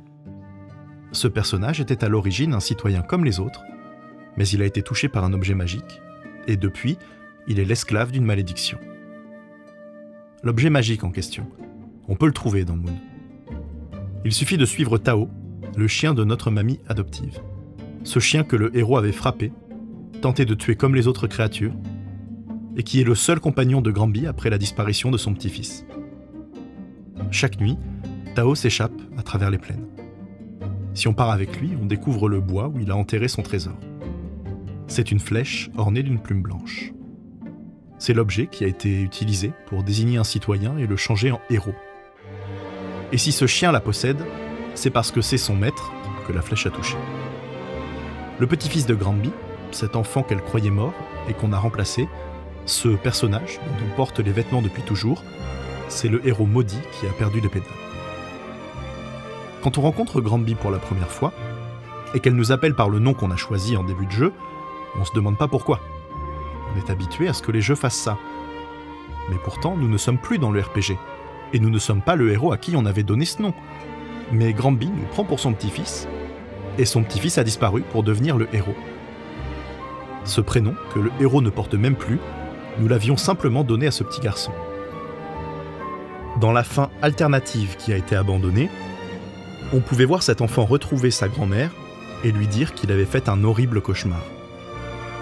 Ce qu'il décrivait alors, c'était l'histoire de Fake Moon. Le jeu auquel on jouait avant de nous endormir était donc le cauchemar de cet enfant que l'on remplace en rêve.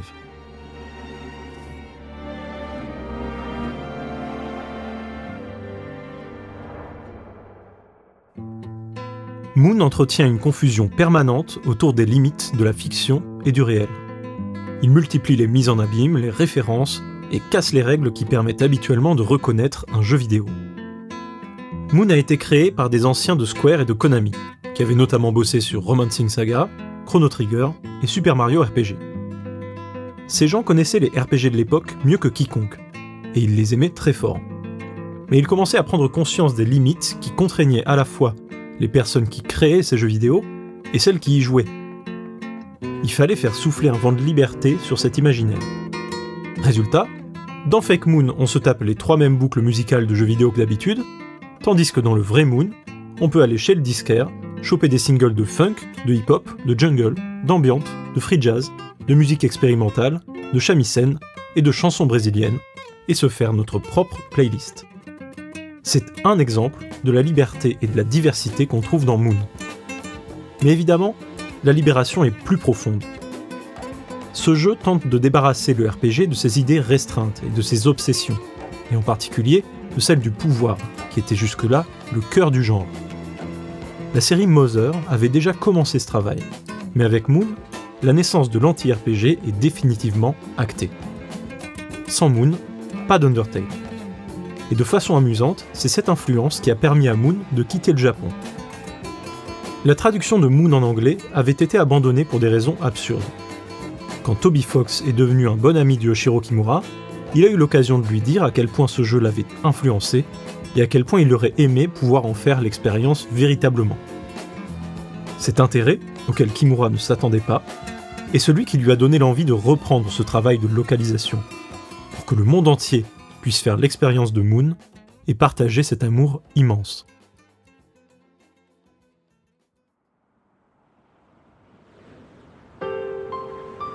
Zeph, Rameau. Every time I start yapping about Moon, or the game is mentioned somewhere, there's this rather funny sentence that sticks to the back of my head and refuses to leave. A sentence that's haunted me for all these years, in my mother tongue of the most sterile English, and which, at first glance, can make sense of the experience, as much as not. This is love. That is love. Ça, c'est de l'amour. Ceci, c'est l'amour. It's a phrase that keeps popping up all throughout the game, though it's also one whose meaning can only be really felt if you're willing to find it.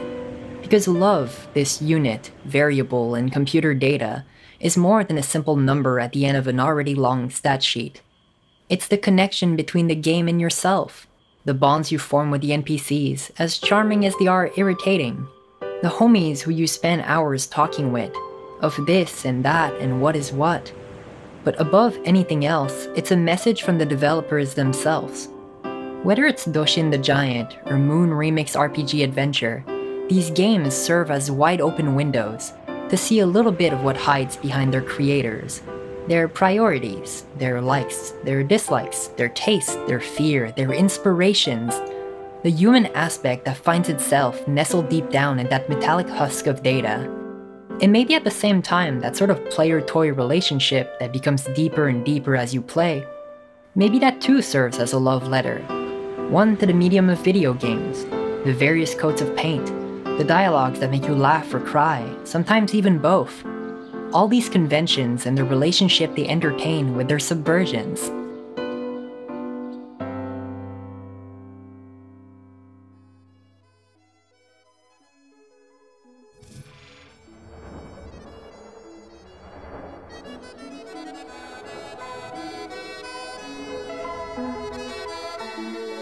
Qu'est-ce qui sépare un anti-RPG d'un RPG classique? Par bien des aspects, ce n'est pas un objet complètement différent. Il se construit comme son image inversée, comme son reflet, et donc comme quelque chose qui y ressemble beaucoup, sans être la même chose. Moon applique cette règle à la lettre. Toutes les situations de Fake Moon sont revisitées dans la suite du jeu et prennent une tournure radicalement différente. En particulier, toutes les bestioles que le héros tabasse apparaissent comme inoffensives. La simplicité de ce procédé, c'est ce qui permet à ce jeu d'être très clair dans la manière dont il commente et condamne les RPG qui l'ont inspiré. Leur problème, c'est qu'ils envisagent le monde imaginaire comme un lieu de confrontation, où la personne qui joue pourra se sentir puissante, triompher de ses ennemis, épuiser l'univers et terminer le jeu. C'est la vision qui a engendré le héros. C'est la vision qui transforme les êtres peuplant le monde imaginaire en simples piles de données. Moon propose une vision contraire. Comme l'annonce son logo, Love the League veut faire apparaître l'amour, quelque chose de vivant, à travers un système informatique, quelque chose d'inerte. Les personnages de ce jeu sont bien plus que de simples amas de données, de lore, de textes, d'images. Et il s'efforce de montrer que l'expérience du jeu peut être tout autre. Contrairement aux informations qui ont été enfermées dans le système par ses développeurs, l'expérience qui en résulte est imprévisible. Elle ne peut pas être définie une fois pour toutes. Elle est renouvelée pour chaque personne. Là où le héros ne fera qu'entasser les données du jeu pour en arriver au bout, et donc le détruire, le personnage sans nom donne vie à toutes ces créatures. Il les rencontre. Là où le parcours du héros était préétabli, celui de notre personnage est une véritable aventure. Détruire et créer sont les deux actions privilégiées du jeu d'imagination. Mais Moon et Doshin nous en proposent une troisième, rencontrer. La rencontre, c'est ce qui différencie une fiction d'une activité solitaire. Dans la fiction, notre environnement imaginaire peut se mélanger à un monde différent. Il permet de découvrir les idées formées par d'autres personnes, même quand elles vivent à l'autre bout du monde. La fiction est une conversation. Et vous savez quoi? Ni Doshin, ni le personnage de Moon ne parlent. C'est nous qui devons nous exprimer à travers eux, faire parler nos actions, faire parler nos choix, nous exprimer dans le langage du jeu. Et le jeu, lui-même, ne s'exprime pas seulement avec des mots. Certes, il y a beaucoup de dialogues dans Moon, il y a les prophéties de Sodoru dans Doshin, et même les monuments des villageois nous parlent. Mais justement, regardez-les parler ces monuments, ils racontent que des conneries. Toutes les descriptions des monuments sont juste des vannes racontées à la première personne. C'est une parodie de world building. Et dans Moon, c'est pareil. Tout le monde raconte des cracks. Tout le monde est complètement allumé. Ce ne sont pas des mots qui nous expliquent l'histoire et l'environnement de Moon, mais la manière dont ils sont amenés, confrontés, contredits, mis en scène. Surtout, c'est la manière dont le monde réagit à nos actions, avec ou sans mots. Face au jeu, à son environnement inconnu et à ses personnages étranges, on doit faire un effort d'observation et de compréhension, comme si on était en voyage dans un pays dont on ne connaît pas la langue, ou comme si on était une espèce extraterrestre en train d'essayer de comprendre la zinzinerie humaine. Notre but, c'est tenter de découvrir ce système inconnu, de susciter une réponse de sa part, d'établir une communication. On a vu tout à l'heure que Doshin et Aquanauts Holiday se jouaient comme ça. C'est comme ça que se joue Moon, c'est comme ça que se joue UFO, et c'est aussi comme ça que se joue le troisième et dernier jeu du studio Love the League.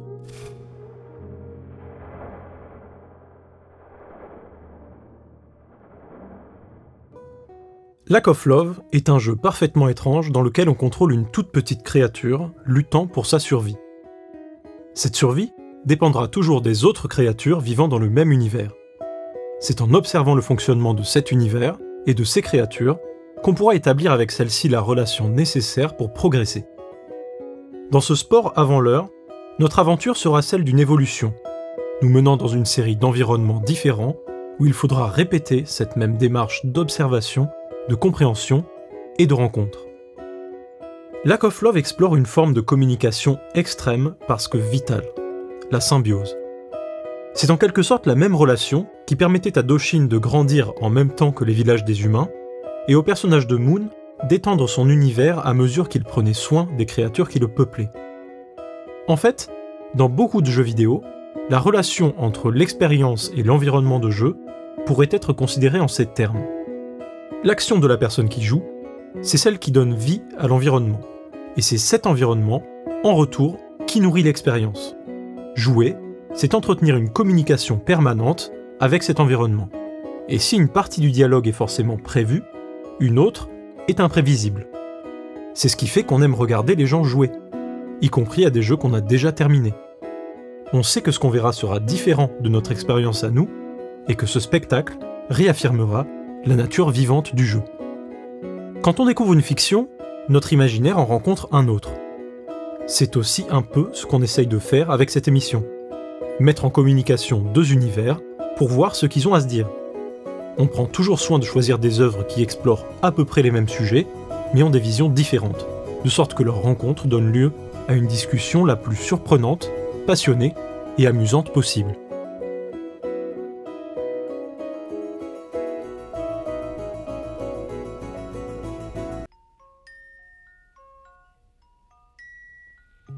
La seule chose qui puisse relier entre eux les différents éléments qui composent l'univers du jeu, c'est un échange entre cet univers et notre conscience. C'est elle qui donne du sens à ce qui ne serait autrement qu'un amas de données. Ce rôle ne se limite pas du tout à observer quelque chose de terminé. Quel que soit le type de fiction ou de création artistique, il manque à toute œuvre quelque chose que seul le public peut révéler. C'est pour ça qu'on aime discuter des œuvres, dire ce qu'on y a vu, partager nos expériences. Le jeu vidéo n'a pas changé ou inventé tout ça, mais l'a rendu encore plus évident. Parce que dans un jeu, la communication est plus immédiate et plus concrète. On voit bien que notre présence change quelque chose. Le personnage prend vie, le monde évolue, l'existence des êtres retrouve son sens, les peuples se rencontrent et travaillent ensemble, les créatures se nourrissent les unes des autres. C'est notre conscience qui donne vie à cet univers, parce qu'elle accepte, pour quelques instants, de l'habiter et de suivre ses règles. Doshin est un parfait exemple de cet échange. Il a beau se présenter comme un sandbox offrant libre cours à notre imagination, il ne nous permet pas de créer ou même de fabriquer quoi que ce soit par nous-mêmes.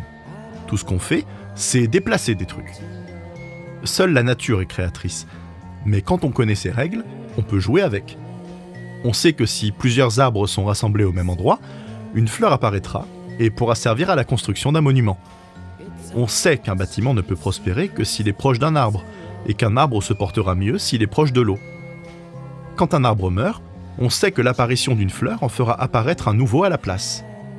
Tout cela, on ne peut s'en occuper qu'avec le géant d'amour. Lui seul peut saisir les objets, et donc déplacer des arbres, prendre soin des villageois ou élever la terre. Il ne fait que manipuler ce que la nature met sur son chemin. A l'inverse, le géant de haine ne peut que détruire toutes ces choses et jamais les transformer. Les deux visages du géant ne disposent pas des mêmes outils et ne communiquent donc pas du tout de la même façon avec leur environnement. Comme le géant qui peut se montrer généreux ou destructeur, la nature peut offrir comme elle peut reprendre. Les arbres meurent, des incendies apparaissent dans les eaux desséchées, des tornades ou des volcans peuvent détruire ce que les villageois avaient construit, mais ériger une montagne permet d'arrêter les tornades et le géant peut lutter contre la colère du volcan. La personne qui joue et l'environnement dans lequel elle évolue sont en communication constante. Pour jouer, on doit rester attentif au changement de cet environnement et y répondre. Jouer, c'est maintenir cet échange actif. Ce qui ne va pas dans le monde de Moon, le problème qui a motivé la quête du héros, c'est la disparition des rayons de la Lune. La porte menant vers la lumière a été fermée. Sans cette lumière, le monde se meurt. De même, dans Doshin, c'est la disparition des rayons du soleil qui causera l'apocalypse. Ces deux jeux racontent l'histoire de mondes qui ne peuvent survivre que grâce à une force venue d'ailleurs. Celle du soleil, qui permet à Doshin d'apparaître, celle de la lune, qui maintient le lien entre ce monde et celui du dehors. Or, ces deux forces sont une seule et même chose, la conscience qui joue. C'est elle qui donne vie au personnage jouable, c'est elle qui connecte Love the Guard à la réalité, C'est de cette conscience et de son attention maintenue que dépendent ces deux univers. Ils ne vivent qu'à travers elle.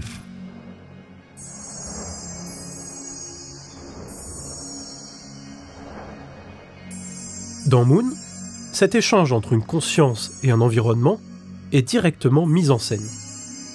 Notre personnage existe d'abord en dehors du jeu, puis dans une première version du jeu créée par quelqu'un d'autre, puis dans une version qu'il a lui-même recréée. On a toutes les pièces du puzzle. On voit comment l'enfant ne communique d'abord que de façon un peu artificielle avec ce jeu, qui le fascine mais lui laisse peu de place pour s'exprimer. On ressent déjà le besoin du rêve qui va venir, pour explorer plus librement cette fiction et lui donner vie. Ce qu'on ne vous a pas dit, c'est qu'il existe une extension à la version Nintendo 64 de Doshin, et qu'elle commence quasiment pareil. Un enfant est en train de jouer à Doshin, il s'endort, il rêve, il tombe par la fenêtre comme l'enfant de Moon tombé dans la téloche, et le jeu commence. Le contenu de cette extension est assez cryptique. Le but est de libérer Doshin, qui a été fait prisonnier. Pour cela, il faudra remplir des objectifs dans le jeu original, puis revenir dans l'extension, regarder les petits films qu'on aura alors débloqués. Cet aller-retour fait de l'extension une sorte de commentaire du jeu. Elle permet de mieux le comprendre, d'y trouver de nouvelles possibilités et de le redécouvrir. Moon, de son côté, n'est pas seulement un monde qui se construit comme un rêve. Il regorge d'autres déformations semblables qui se répondent et se mélangent. Notre personnage rêve chaque nuit, fait des cauchemars, a des hallucinations, prend des psychotropes, joue aux jeux vidéo, regarde la télévision, passe en fait l'intégralité de la partie à faire du spiritisme et à traverser toutes sortes d'expériences fantastiques. L'inversion, la transformation, la duplication de la réalité, c'est le principal motif de ce jeu. Tout peut être vu de plusieurs manières et remis en perspective.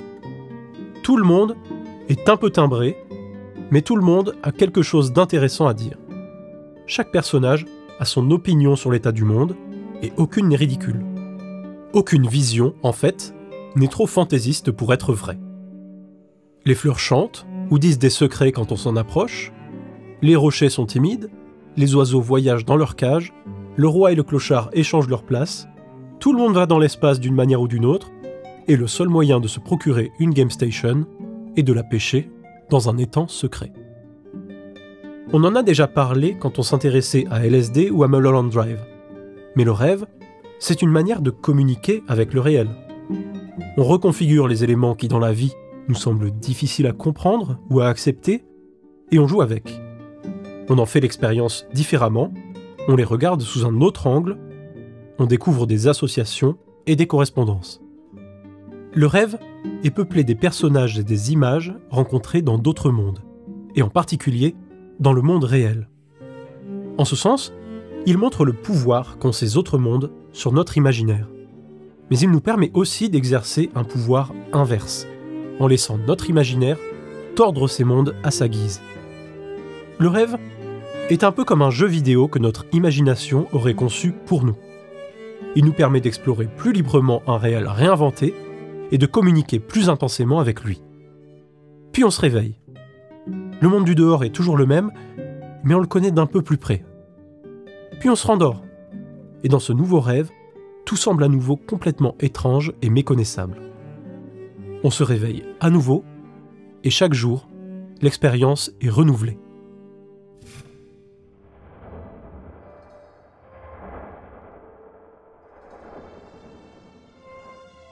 C'est précisément ce qui se passe dans Moon et dans Doshin. Ces deux jeux sont rythmés par un cycle de jour et de nuit qui nous font toujours revenir à notre point de départ. Chaque nuit qui tombe est l'occasion de faire un bilan, de se remémorer ce que la journée a apporté de surprises et d'expériences. Puis, tout recommence. Le géant redevient petit, comme si la journée précédente n'avait été, elle-même, qu'un rêve. Pourtant, ces montagnes que j'avais créées sont toujours là. Ces maisons que les villageois avaient construites n'ont pas bougé. C'est là une caractéristique du jeu vidéo. Des cycles de vie et de mort, des recommencements, mais tout de même une progression. Le fait de tenter quelque chose, d'échouer, puis de réessayer, c'est ce qui caractérise la plupart des jeux. Comme le rêve, ce processus permet une approche expérimentale du monde. Chaque jour, il y aura quelque chose de différent à tenter ou à découvrir, et cette répétition nous donne le droit d'échouer. L'emblème de Doshin, d'ailleurs, c'est cette espèce d'encre qui le rattache au monde, et devant laquelle il réapparaît chaque jour. Ce qui caractérise avant tout ce géant, c'est qu'il disparaît chaque soir, et qu'un nouveau géant identique le remplace quand vient le lever du soleil. Le géant d'hier peut avoir changé tout plein de choses dans l'île, il peut même déplacer le point de spawn du géant suivant, mais ça ne change rien au fait que tout va recommencer. Il y a d'ailleurs une sorte de journal, le livre des géants, qui retrace l'histoire de chacun d'eux, comme s'ils étaient vraiment des êtres différents, éphémères, avec leur propre personnalité. Le géant d'hier était un fan de toboggan, le géant d'aujourd'hui a fait apparaître une nouvelle île. Le géant de demain balancera des boules de feu dans tous les sens. Dans Doshin, on n'a pas vraiment de scrupule à détruire un monument pour laisser la place à un autre. Dans Moon, on rencontre partout des cadavres qui reviennent à la vie, puis sont à nouveau tués, et tout cela n'a pas vraiment d'importance puisque rien n'est définitif. Il y a un personnage qu'on rencontre au début du jeu, le boulanger, dont le secret est qu'il est lui-même fait de pain. Chaque nuit, il se fabrique une nouvelle tête qui vient remplacer la précédente. Et sa vieille tête, il la vendra à qui veut. Voilà ce qui se passe dans le rêve et dans le jeu. Quand un cycle se termine, dans un dernier effort, nos pensées d'hier fabriquent nos pensées de demain. Et notre dernière journée de jeu prépare la suivante. La catastrophe, l'horreur que serait la perte de notre tête n'en est pas forcément une dans un rêve, parce qu'on peut sans problème s'en fabriquer une autre. Comme le petit garçon devenu invisible, qui, en faisant une sieste dans son propre rêve, se réveille avec une nouvelle identité.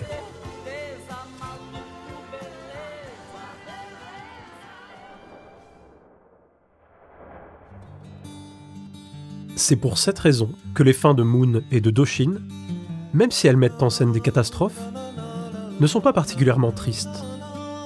Doshin affronte l'apocalypse avec son éternel sourire aux lèvres. Tout au long de notre partie, on a vu les villageois mourir et se changer en fleurs. On a vu Doshin disparaître et renaître chaque jour. Et aujourd'hui, alors que le monde connu est en train de sombrer, on a le sentiment d'assister qu'au début d'un autre cycle. La mort de Doshin, c'est la naissance d'une île. Et on se souvient alors comment Sodoru nous avait expliqué que ses ossements reposaient sur cette île, dont il était l'esprit et le gardien. Pendant ce temps, sur la Lune, on observe le héros qui décime machinalement, pour la deuxième fois, toutes les créatures qu'on avait sauvées. Puis il supprime la gardienne de ce monde, qu'il était supposé secourir. Puis il nous supprime sans qu'on ne fasse rien pour l'en empêcher. Dans Moon, le dernier, le plus haut niveau d'amour qu'on peut atteindre, est celui de Big Bang of Love. Une explosion qui serait à l'origine de tout. La naissance d'un nouveau monde. Ce que ce jeu semble nous dire avec insistance, c'est que sa fin n'est pour nous qu'un début. Un départ, hors du monde du jeu, à travers la porte de la lumière. Et le lieu où se trouve cette porte, c'est la Lune. Elle est suffisamment loin de tout pour n'appartenir ni à l'univers du jeu, ni à celui du dehors. Elle est un espace intermédiaire qui permet la rencontre de ces deux mondes. C'est pourquoi elle donne son nom à Moon. Parce que cette rencontre, c'est le sujet du jeu. D'ailleurs, c'est elle que montre son générique de fin. Les personnages de Love the Guard, qui nous ont suivis à travers cette porte, enfin décellée, vivent leur meilleure vie dans le monde du dehors. On a quitté le jeu plutôt que de le finir.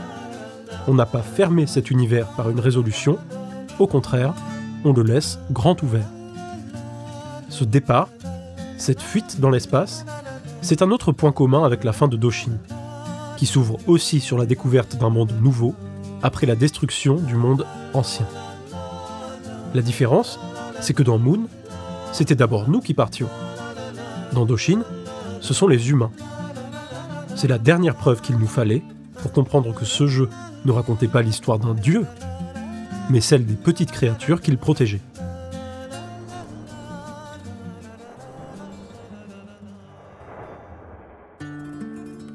La fin de Doshin est difficile à interpréter.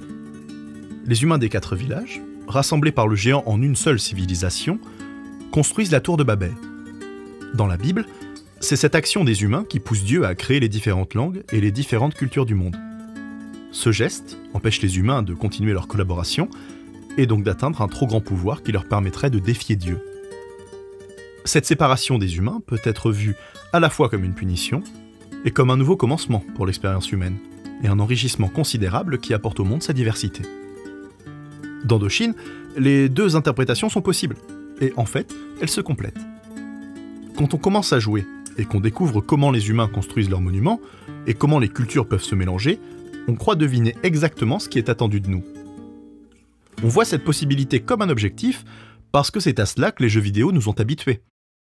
S'il y a une progression possible, une expérience à tenter, une croissance à poursuivre, alors il faut toujours foncer tête baissée. Mais de fait, jamais personne nous a demandé de faire ça. Ni les humains, ni Sodoru, ni Doshin. Et rien ne nous permet de dire que le monde multiculturel du début était moins beau que la mondialisation finale. On a tout simplement inventé cette règle. On a voulu jouer à Dieu, on en a trop fait, et on est finalement puni pour ça. Cette ironie est soulignée dans la description du monument final. Il est la plus belle œuvre des humains, l'aboutissement de leur évolution, et en même temps, il est ce qui a causé leur perte. Ça peut sembler être un paradoxe, mais c'est tout simplement une image de la manière dont se terminent les jeux vidéo. Quand on les mène à leur terme, dans une gigantesque apothéose, on y met fin. Arrivé au niveau maximum, c'est terminer la partie. Le monde de jeu qu'on a épuisé, il meurt. D'habitude, on ne montre pas cette mort. Mais Doshin fait le choix de la rendre visible. Et tout de suite, elle nous semble très bizarre. Pourtant, Sodoru l'explique très simplement. Ce qui faisait vivre Doshin, c'était la lumière du soleil, et cette tour immense en cache les rayons. Il se passait déjà sensiblement la même chose dans Tale of the Sun. Le cœur de ce jeu était la vie sauvage, pure et simple des humains. Et cette vie prenait fin, en même temps que le jeu, au moment où les humains construisaient une tour allant jusqu'au soleil. Déjà, alors, il fallait détruire et construire. Détruire, parce que la tour était faite des ossements des mammouths qu'on chassait pour vivre. Construire, parce que c'est ce qui nous faisait avancer dans le jeu. C'est ce qu'il y avait en plus de la survie. En plus de la vie simple dont on ne pouvait pas se satisfaire. Mais même si un inquiétant futur peuplé de salarymen nous apparaissait une fois cette fin atteinte, Tale of the Sun n'était pas aussi sévère que Doshin. Comme Moon, Doshin nous punit pour avoir voulu mener le jeu à son terme. Le terrain de jeu est démoli, le bac à sable est reboot, Doshin lui-même meurt. Cette punition rappelle l'existence d'une loi supérieure. On nous avait déjà prévenu que ce bonhomme jaune n'était pas réellement Dieu, mais là il n'y a plus de doute possible. Il est, comme les humains, soumis aux règles de ce monde. En revanche, son destin était lié à celui de l'île. Alors ils meurent ensemble, et Doshin devient une nouvelle île qui a la même forme que lui. Le cycle se répète une dernière fois, un autre géant apparaît sur cette île, ainsi que d'autres créatures. Ce sont probablement les humains en habits de cosmonautes, certains y voient des extraterrestres. Quoi qu'il en soit, le géant les aide une dernière fois, ils construisent une fusée, et s'en vont, on ne sait où, et le laissent complètement seul. Peut-être a-t-il réussi, peut-être a-t-il échoué. En tout cas, il a terminé. Une fois le lien rompu entre lui et les autres créatures, le jeu prend fin.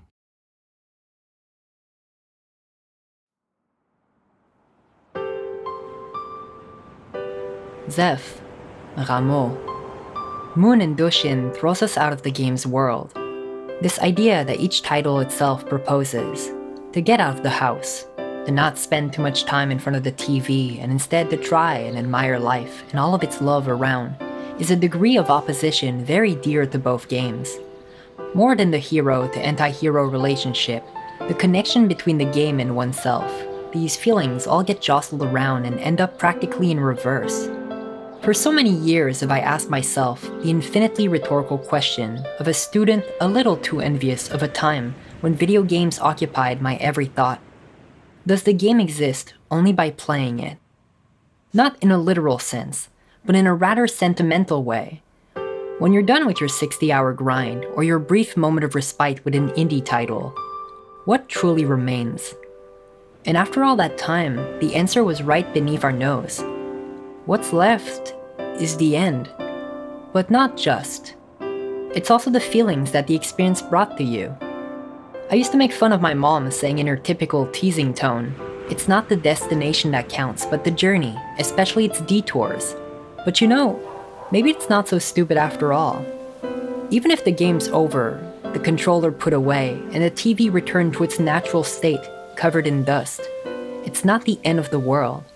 Because after all, that finality is always served as the beginning of something new.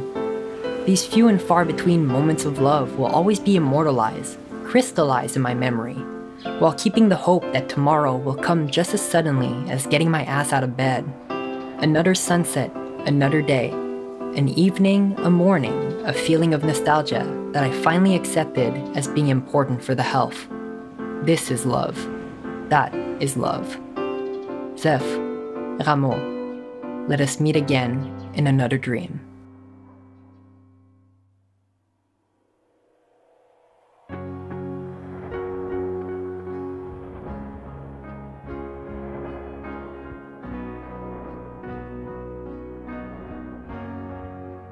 Qui veut-on être dans un monde imaginaire ? La question pourrait être formulée autrement. Comment veut-on communiquer avec ce monde imaginaire ? Notre personnage est le moyen pour nous d'établir cette communication. Il est le masque à travers lequel on est perçu. Il détermine le chemin qu'on doit suivre et il rassemble tous les outils d'interaction dont on dispose. Comme on l'a vu, la figure habituelle du héros est la forme la plus restrictive de ce personnage jouable. Il doit suivre un chemin prédéfini, sa quête, et chaque recoin du monde, chaque objet, chaque personnage n'existe que pour permettre à cette quête de se réaliser. Pour s'en rendre compte, il suffit de lire les dialogues d'un jeu comme A Link Between Worlds. Surtout en début de partie, la grande majorité des PNJ pourraient être remplacés par des panneaux indicateurs, nous donnant simplement une astuce, un indice ou une direction. C'est tellement parodié dans Moon qu'il y a vraiment un perso qui est devenu un panneau. Tandis que si on fait la même expérience avec Majora's Mask, qui nous permet d'adopter tout un tas d'identités différentes de celles du héros, on s'aperçoit que ce n'est plus le cas. Quel que soit le PNJ à qui l'on s'adresse, il nous répondra différemment en fonction du masque que l'on porte, et révélera alors toute sa complexité. Pouvoir changer de visage, c'est ce que nous propose Doshin. Et 2 visages suffisent pour qu'on comprenne que le monde peut être envisagé de différentes manières. Moon fait exactement la même démonstration, en nous faisant incarner un anonyme, un outsider, un personnage entièrement tourné vers l'extérieur et vers ce que les autres auront à lui dire et à lui montrer. C'est un point de vue idéal pour découvrir une fiction, parce qu'il est beaucoup plus libre, plus malléable, parce qu'il s'adapte à ce qu'il observe. De cette façon, il nous apprend à considérer les personnages avec empathie et à découvrir le monde sous un nouveau jour, chaque fois qu'on fait une nouvelle rencontre. C'est à côté de cette expérience-là que passe le héros de Moon. Pas seulement parce qu'il est violent, mais parce qu'il a une idée fixe et ne voit le monde qu'à travers cette idée.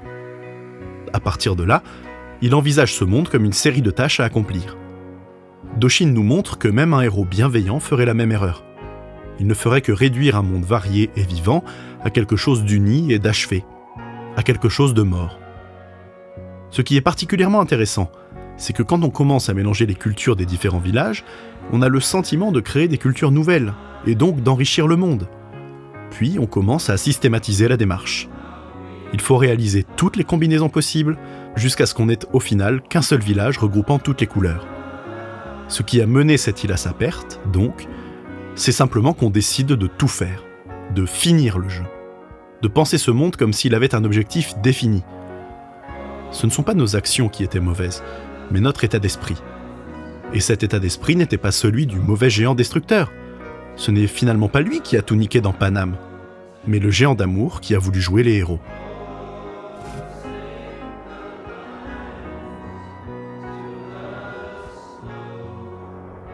Les jeux vidéo peuvent être bien plus que des séries de contenus à épuiser et d'objectifs à remplir. Quand on joue, on ne fait pas que perdre ou gagner.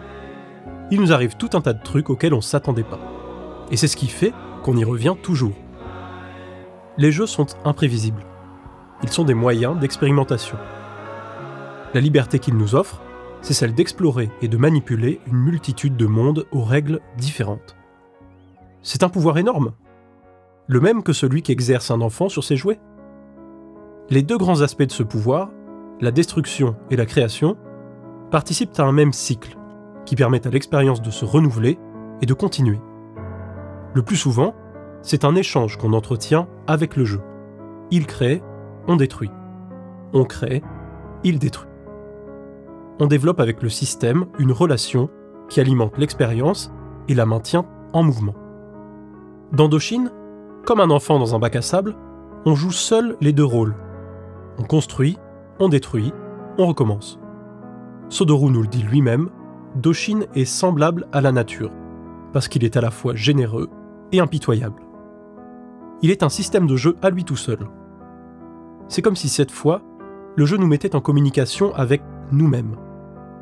Mais c'est encore dans Moon que cette situation est la plus visible. Le mauvais héros et l'anti-héros sympa sont nos deux avatars, mais ils n'ont pas le même but. Ils représentent deux systèmes opposés, mais ils cohabitent dans un même univers. L'un est généreux, l'autre impitoyable. L'un détruit, l'autre répare, mais surtout, l'un crée la situation de jeu et l'autre la résout. Comme dans un jeu d'imagination, on invente nous-mêmes les problèmes dont on sera la solution. Et comme dans un rêve, on ne combat que nos propres volontés. C'est ce qui fait qu'on peut apprécier aussi bien les jeux où on tue des trucs que les jeux où on prend soin de trucs. Pour tuer des trucs, on a besoin qu'ils vivent. Pour prendre soin de trucs, on a besoin qu'ils soient mis en danger, que quelque chose leur manque, ou qu'ils n'existent pas encore. On est habitué à manipuler cette alternance depuis l'époque où on jouait dans les bacs à sable et où on devait se débrouiller tout seul pour créer et détruire. On voyait bien déjà que la vie et la mort étaient les deux faces du système, les deux étapes du cycle, ce qui fait que nos existences sont ce qu'elles sont. Jouer, c'est reproduire, poussé par une curiosité insatiable, un fragment de cette expérience. Parfois, ce sera revivre une même kill à 200 reprises. Parfois, ce sera suivre la lente évolution d'une espèce à travers les âges. Parfois, ce sera tenter d'appréhender en une seule fois l'entièreté du délire. L'histoire d'une vie jusqu'à la mort. Celle de l'humanité jusqu'à l'extinction. Celle de l'univers jusqu'au point final.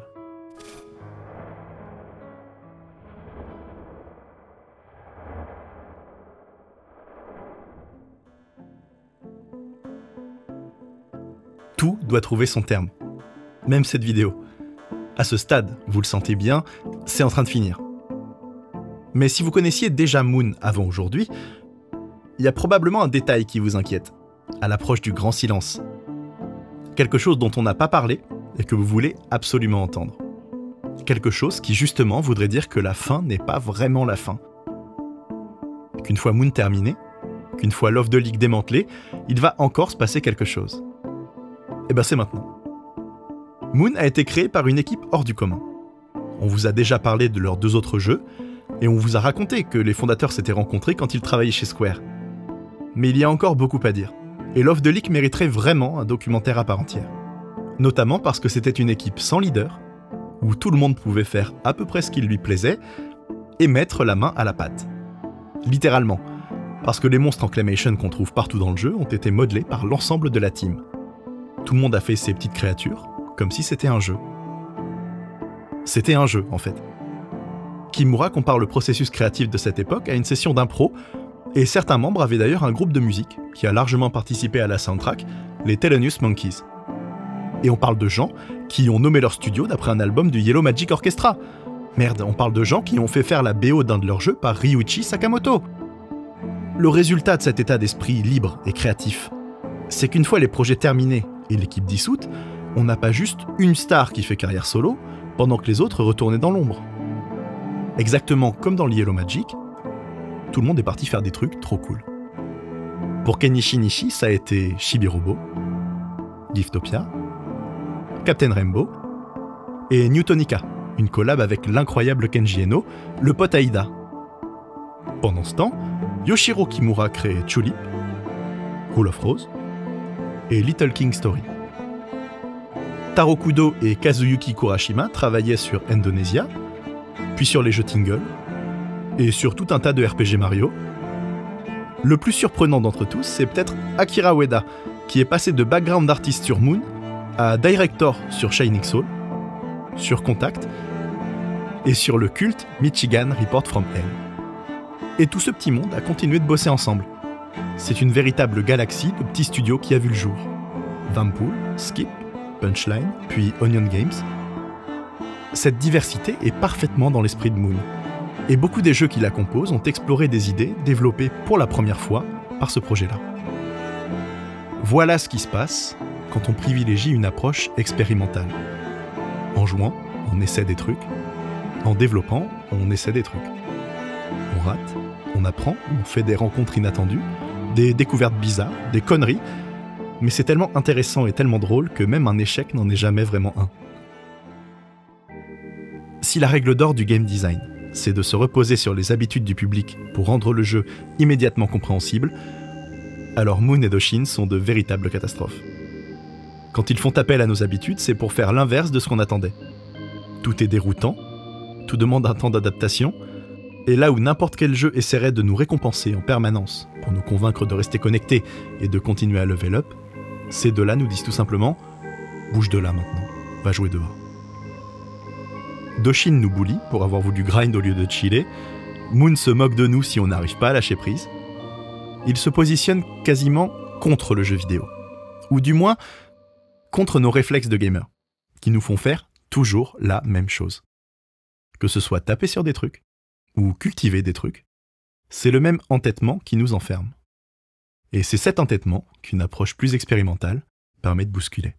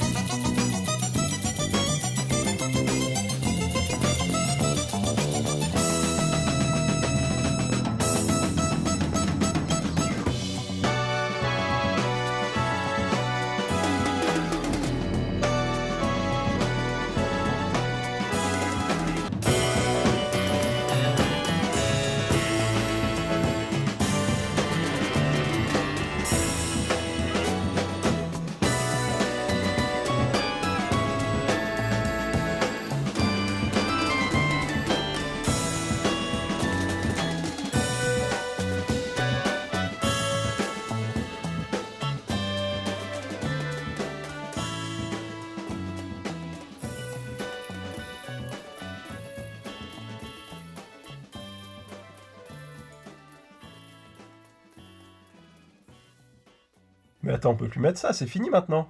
Attends, on est parti si longtemps que ça? Je me souviens pas. Ce sera pas la première fois qu'on est à la ramasse. Les gens ont l'habitude. Pour cet épisode, on a eu le plaisir de bosser avec Mara Ganger, quelqu'un avec qui on partage tout un tas d'idées, tout un tas de références, et une certaine manière de jouer aux jeux vidéo. Elle fait un travail passionnant sur des perles comme Yumeniki, Planet Laika ou Flower Sun and Rain. Sa chaîne pète le style, tout simplement, donc n'hésitez surtout pas à aller y jeter un œil.